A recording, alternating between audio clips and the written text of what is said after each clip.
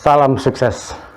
Berita baru kali ini saya akan mencoba menuangkan dalam video beberapa persoalan besar pasca terjadinya pengumuman penetapan presiden dan wakil presiden 2024 Prabowo Subianto dan Gibran Raka Buming Raka. Seperti adanya dissenting opinion dalam keputusan sidang MK, kontroversi yang sampai saat ini juga masih disuarakan oleh pihak kubu 01 dan kubu 03, dan juga kabar mengenai diabaikannya surat cinta amicus curiae yang diajukan oleh Megawati Soekarno Putri ke MK. Coba kita cek dulu videonya. Ada satu hal yang menjadi isu yang ramai, Prof. Soal dissenting opinion. Ya. Jadi ada 3 dissenting opinion. Kata Prof Mahfud, ini pertama kali dalam sejarah gitu kan, bahwa ada dissenting opinion dalam sengketa pilpres. Iya. Sidang di MK ini adalah teater hukum dunia. Ini disaksikan oleh seluruh dunia. Dan harus diingat, putusan sengketa pilpres dalam sepanjang sejarah baru yang hari ini ada dissenting opinion. Baru hari ini ada dissenting opinion. Sejak dulu tidak pernah boleh ada dissenting opinion, karena biasanya hakim itu berembuk, karena ini menyangkut jabatan orang, kita harus sama, dirembuk sampai sama. Nah, ini mungkin tidak bisa disamakan sehingga ada dissenting. Ini pertama dalam sejarah. Memang betul apa yang dikatakan Pak Mahfud dalam sejarahnya, ketika ini perselisihan tentang pilpres, baru sekali ini ada dissenting opinion. Tapi sebenarnya tidak masalah ya, karena dari 8 hakim itu 5 hakim itu satu suara, 3 hakim berbeda. Jadi 3 hakim yang berbeda itu pun ikut menandatangani putusan. Karena itu kan putusan diambil secara bersama-sama begitu, tapi dihormati adanya perbedaan pendapat di kalangan mereka, dan mereka tuangkan di mana perbedaannya itu. Demikian, Ya, saya berkeyakinan bahwa telah terjadi ketidaknetralan sebagian PJ kepala daerah, termasuk perangkat daerah, yang menyebabkan pemilu tidak berlangsung secara jujur dan adil. Semua ini bermuara pada tidak terselenggaranya pemilu yang berintegritas. Dengan demikian, dalil pemohon aku beralasan menurut hukum. Menimbang bahwa berdasarkan seluruh pertimbangan hukum di atas, dalil pemohon sepanjang berkenaan dengan politisasi bansos dan mobilisasi aparat atau aparatur negara, penyelenggara negara adalah beralasan menurut hukum. Oleh karena itu, demi menjaga integritas penyelenggaraan pemilu yang jujur dan adil, maka seharusnya Mahkamah memerintahkan untuk melakukan pemungutan suara ulang di beberapa daerah sebagaimana yang disebut dalam pertimbangan hukum di atas. Ya, maka akhirnya mengatakan bahwa sebenarnya mestinya dikabulkan sebagian. Jadi di antara petitum yang diajukan oleh kedua pemohon, baik Pak Ganjar maupun Pak Anies, itu kan menghendaki diskualifikasi terhadap Pak Prabowo, Pak Gibran, dua-duanya, atau salah satu itu mengatakan hanya Pak Gibran aja, terus dilakukan pemungutan suara ulang.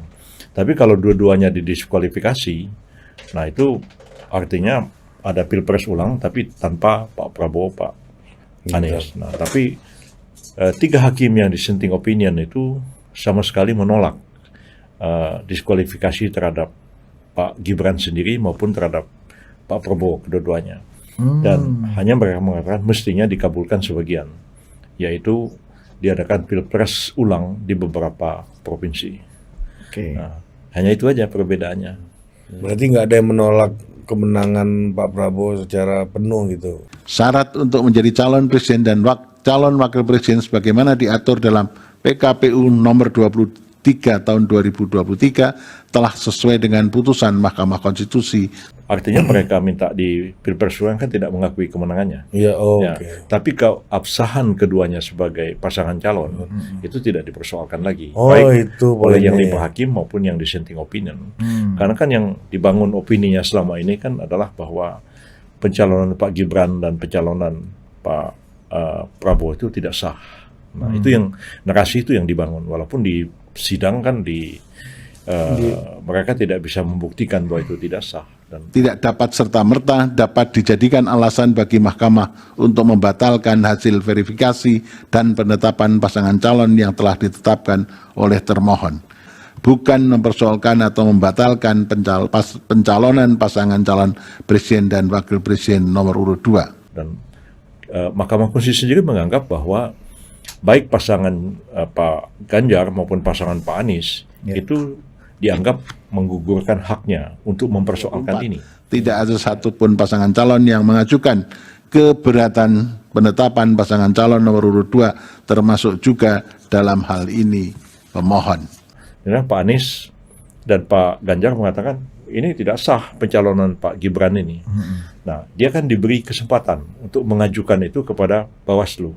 Kalau putusan Bawaslu mereka tidak puas, mereka boleh mengajukan banding ke Pengadilan Tata Usaha Negara. Tapi itu kan tidak mereka lakukan.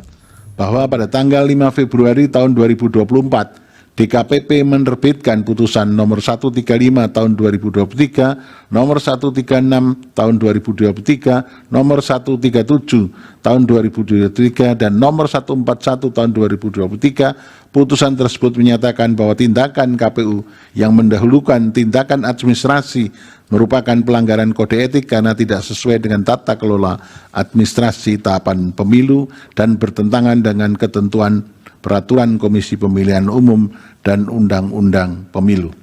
Namun demikian, Mahkamah bermaksud menilai putusan yang telah dikeluarkan oleh DKPP terhadap putusan DKPP tersebut merupakan kewenangan DKPP untuk memeriksa mengenai dugaan pelanggaran etik yang dilakukan oleh tidak dapat serta-merta dapat dijadikan alasan bagi Mahkamah untuk membatalkan hasil verifikasi dan penetapan pasangan calon yang telah ditetapkan oleh termohon. Karena mereka tidak melakukan perlawanan atau keberatan, MK menganggap mereka melepaskan haknya. Makanya MK kan nggak mau mempersoalkan terlalu jauh. Nah, MK itu mau mengadili kembali hal-hal yang dulunya telah diputus atau telah diperiksa oleh baik Gakumdu, baik oleh Bawaslu, kalau memang para pihak itu pernah melaporkan. Nah, melaporkan tapi misalnya tindak lanjutnya itu tidak sungguh-sungguh, atau sudah ditindaklanjuti tapi diabaikan oleh KPU. Tapi kalau dari awal seperti Pak Anies dan Pak Ganjar itu tidak pernah mempersoalkan keabsahannya Pak Prabowo Gibran, MK mengatakan Anda sudah melepaskan hak Anda untuk mempersoalkan ini. Kalau pihak luar itu nggak punya legal standing di dalam legal standing. ini. Ya. Soalnya kan begini, ini kan putusan dia ini kan putusan perdata. Pak Patra MZN itu kan menggugat perdata ke Pengadilan Negeri. Ya. Kalau putusan perdata itu kan hanya berlaku bagi para pihak. Ya kan? Tidak berlaku bagi pihak lain. Beda kita nguji undang-undang. Lalu di undang-undang diputuskan berlaku bagi semua orang. Mahkamah berwenang mengadili permohonan aku. Permohonan diajukan masih dalam tenggang waktu yang ditentukan oleh peraturan perundang-undangan. Pemohon memiliki dugaan hukum untuk mengajukan permohonan aku. SFI termohon berkenaan dengan pokok permohonan adalah tidak beralasan menurut hukum. Berdasarkan Undang-Undang Dasar Negara Indonesia tahun 1945, Undang-Undang Nomor 24 tahun 2003 tentang Mahkamah Konstitusi, sebagaimana telah diubah terakhir dengan Undang-Undang Nomor 7 tahun 2020 dan seterusnya dianggap dibacakan, permohonan pemohon tidak berdasarkan hukum untuk seluruhnya. Amar putusan mengadili dalam eksepsi, menolak eksepsi termohon dan pihak terkait untuk seluruhnya. Dalam pokok permohonan, menolak permohonan pemohon untuk seluruhnya. Bagi saya pun sebenarnya kemarin itu ada pertanyaan juga tentang permohonan Pak Ganjar di satu pihak, Pak Ganjar Mahfud maupun Pak Anies Muhaimin di pihak yang lain, karena petitum mereka berbeda. Ya, dalam hal diskualifikasi calon.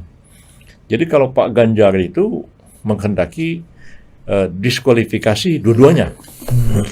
Kalau Pak Anies itu hanya Gibran. Andai kata misalnya yang dikabulkan permohonannya Pak Anies, nah yang didiskualifikasi itu hanyalah Gibran. Berarti Pak Prabowo boleh mencari pasangan baru. Ya. Putusan ini berlaku nggak bagi Ganjar? Bagi Ganjar. Bagi saya itu pertanyaan besar. Karena kan mereka melakukan permohonan kepada Mahkamah Konstitusi. Dan putusan itu kan hanya berlaku bagi orang yang mohon. Nggak bisa berlaku bagi orang lain. Kalau sekiranya diputuskan dikabulkan itu, terus gimana KPU mau melaksanakannya? Tapi ya akhirnya kan itu nggak diputuskan oleh Mahkamah, dan MK ternyata kalau MK sih menolak seluruhnya ya. Pendapat berbeda atau dissenting opinion. Terhadap putusan Mahkamah Konstitusi aku terdapat pendapat berbeda atau dissenting opinion dari 3 orang hakim konstitusi, yaitu Hakim Konstitusi Aldi Isra, Hakim Konstitusi Eni Nurbaningsih, dan Hakim Konstitusi Arif Hidayat. Bahwa dengan demikian, secara substansi, syarat untuk menjadi calon presiden dan calon wakil presiden sebagaimana diatur dalam PKPU nomor 23 tahun 2023 telah sesuai dengan putusan Mahkamah Konstitusi nomor 90 tahun 2023. Tapi yang 3 dissenting opinion itu tidak mendiskualifikasi baik Pak Gibran saja maupun mendiskualifikasi Pak Prabowo dan Gibran kedua-duanya. Jadi saya kira ini menjadi hal yang sangat penting untuk diketahui oleh masyarakat, karena sampai hari ini kan masih ada kontroversi. Sebagaimana telah dipertimbangkan di atas, sejak putusan Mahkamah Konstitusi nomor 90 tahun 2023, syarat yang diberlakukan oleh pasal 169 ayat 1 huruf Q Undang-Undang Pemilu adalah sebagaimana yang telah dinyatakan oleh Mahkamah dalam almar putusan aku. Menurut Mahkamah, persoalan mengenai penafsiran syarat pasangan calon sebagaimana yang telah diputuskan oleh Mahkamah merupakan ranah pengujian norma, dan hal tersebut telah dilakukan oleh Mahkamah melalui putusan pengujian undang-undang sehingga tidak ada persoalan mengenai keberlakuan syarat tersebut. Dengan demikian, menurut Mahkamah tidak terdapat persoalan atau permasalahan dalam keterpenuhan syarat tersebut bagi Gibran Rakabuming Raka selaku calon wakil presiden dari pihak terkait, dan hasil verifikasi serta penetapan pasangan calon yang dilakukan oleh termohon telah sesuai dengan ketentuan tersebut, serta tidak ada bukti yang meyakinkan Mahkamah telah terjadi intervensi Presiden. Makanya saya bilang dulu itu kan putusan MK 90 yang membolehkan calon presiden dan wakil presiden itu yang di bawah usia 40 tahun tapi pernah atau sedang menjabat dalam jabatan yang dipilih melalui pemilu termasuk pilkada, boleh menjadi calon presiden. Dan kemudian ini kan wakil presiden, nah ini kan dimanfaatkan oleh Pak Gibran, dan ini kan terus dikontroversi. Nah, dengan adanya putusan Mahkamah Konstitusi sekarang ini yang menganggap calon itu sah, maka persoalannya sebenarnya selesai. Jadi walaupun ada gugatannya Pak Patrazen di pengadilan negeri ataupun di pengadilan Tun, mestinya itu bisa dieksepsi, ini sudah ada putusan Mahkamah Konstitusi. Jadi nggak bisa lagi dipersoalkan oleh pengadilan Tun atau pengadilan negeri, karena putusan Mahkamah Konstitusi itu kan final and binding. Kira-kira begitu.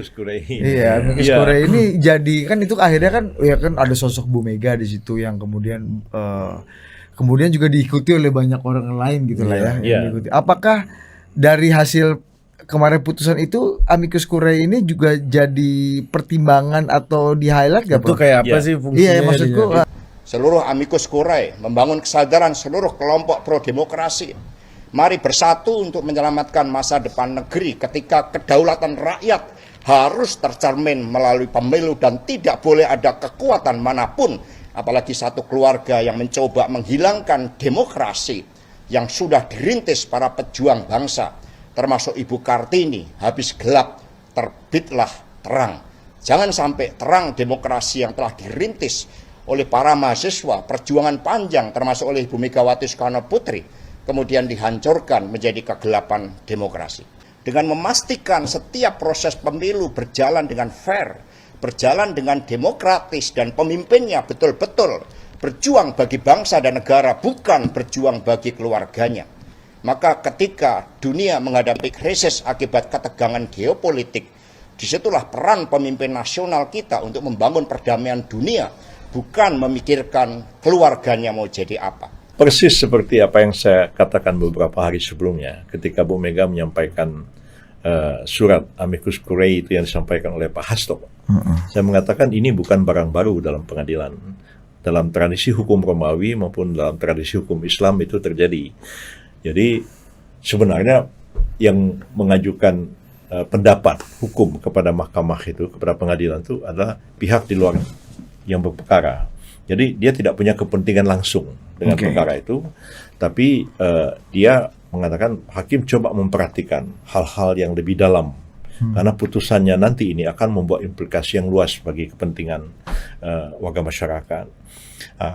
Menulis suratlah mereka kepada pengadilan, atau kadang-kadang malah pengadilan yang meminta. Dalam tradisi hukum Islam begitu. Ada hakim-hakim di Irak, di Kufah maupun di Baghdad pada waktu itu menulis surat kepada Imam Syafi'i yang tinggal di Madinah mengenai sesuatu masalah. Imam Syafi'i ini adalah pendiri mazhab Syafi'i yang besar sekali, dan jawaban Imam Syafi'i itu memberikan perspektif kepada hakim. Nah, saya bilang amicus curiae itu lebih kurang sama dengan memorandum ad inforandum dalam hukum di Indonesia ini. Artinya ketika perkara sudah selesai, ya, pemeriksaan sudah selesai, alat-alat bukti sudah diserahkan ke hakim, kemudian pihak katakanlah saksi, ahli semua sudah didengar, sudah close, tiba-tiba ada perkembangan baru terjadi. Nah, itu boleh disampaikan ke majelis hakim sebagai memorandum ad inforandum. Hanya memberikan perspektif kepada hakim, tapi tidak boleh dirujuk dalam putusan. Nah, itu saya katakan berapa hari sebelum MK ambil keputusan, dan itulah yang kemudian terjadi. Ya, dalam putusan yang dibacakan oleh Mahkamah Konstitusi kemarin, baik putusan nomor 1 maupun nomor 2 yang diajukan Pak Ganjar maupun diajukan oleh Pak Anies, itu dikatakan menimbang, membaca, ya, amicus curiae dari ini disebutkan. Tapi dalam pertimbangan hukum itu tidak ada satupun yang dikutip. Nah, jadi betul apa yang saya katakan, dia dibaca oleh hakim untuk memberikan perspektif terhadap perkara ini, tapi tidak boleh dirujuk. Karena kalau dirujuk, dijadikan bahan pertimbangan hukum, jadi tidak fair. Ya. Kalau memang itu dirujuk, itu kan sama dengan keterangan ahli. Ya, keterangan ahli disampaikan, ahlinya kan harus dihadirkan. Ahlinya kan harus disumpah. Kalaupun dia mengajukan bukan datang langsung, ya, tapi dia hanya menyerahkan pendapat tertulis begitu, itu boleh saja dia melakukan semacam afidavit seperti itu diajukan, tapi para pihak diserahkan untuk membaca dan kita boleh menanggapi. Nah, kalau orang ini hadir di persidangan juga tidak, tiba-tiba dia langsung berikan kepada hakim dan hakim merujuk, terus kita bilang, loh, saya sebagai pihak dalam perkara nggak pernah membaca apa yang dia tulis. Nah, itu kan kalau begitu kan jadinya intervensi kepada pengadilan.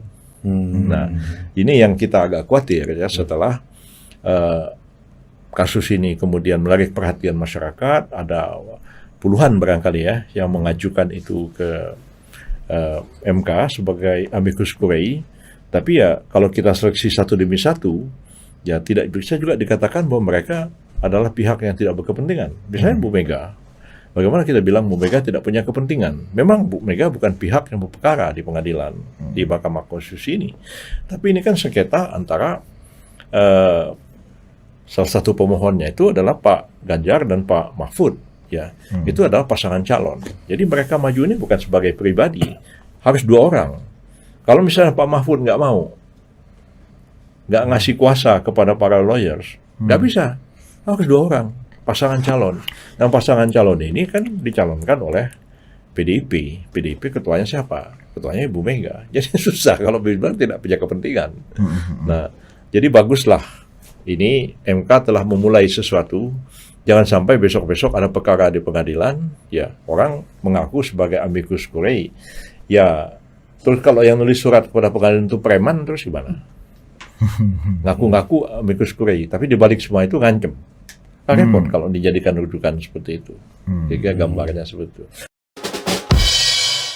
Nah, itulah jawaban-jawaban yang pertama dalam mengenai dissenting opinion atau pendapat yang berbeda. Saat ini kalimat dissenting opinion kontan menjadi populer lantaran adanya perbedaan pendapat di antara 8 hakim konstitusi MK di dalam memberikan keputusan atas pengajuan permohonan dalam petitum yang dilayangkan oleh pihak kubu 01 dan pihak kubu 02 di dalam sidang sengketa Pilpres 2024, di mana di antara 8 hakim konstitusi ada 3 hakim konstitusi yang menyatakan berbeda pendapat dalam memberikan keputusan, yaitu Hakim Konstitusi Saldi Isra, Hakim Konstitusi Arief Hidayat, dan Hakim Konstitusi Eni Nurbaningrum. Bahkan Cawapres 03 Mahfud MD juga ikut mengomentari dengan mengatakan di dalam sepanjang sejarah mengenai keputusan sengketa Pilpres baru kali ini ada dissenting opinion. Menurut Prof. Mahfud, kalau ada perbedaan pendapat antara para hakim konstitusi, biasanya sejak dulu itu dirembuk dahulu sampai mendapatkan kesepakatan yang sama. Hal yang sama juga diamini oleh Prof. Yusril Iza Mahsendra yang mengatakan memang betul dalam sejarahnya baru kali ini terjadi dissenting opinion. Tapi sebenarnya tidak ada masalah karena ada 5 hakim yang berpendapat satu suara, sehingga untuk 3 hakim yang berbeda suara akan disatukan untuk ikut menjadi sebuah kesimpulan yang dituangkan dalam satu suara hasil keputusan bersama. Nah, demikianlah kutipan singkat dari isi video ini. Terima kasih dan salam sukses.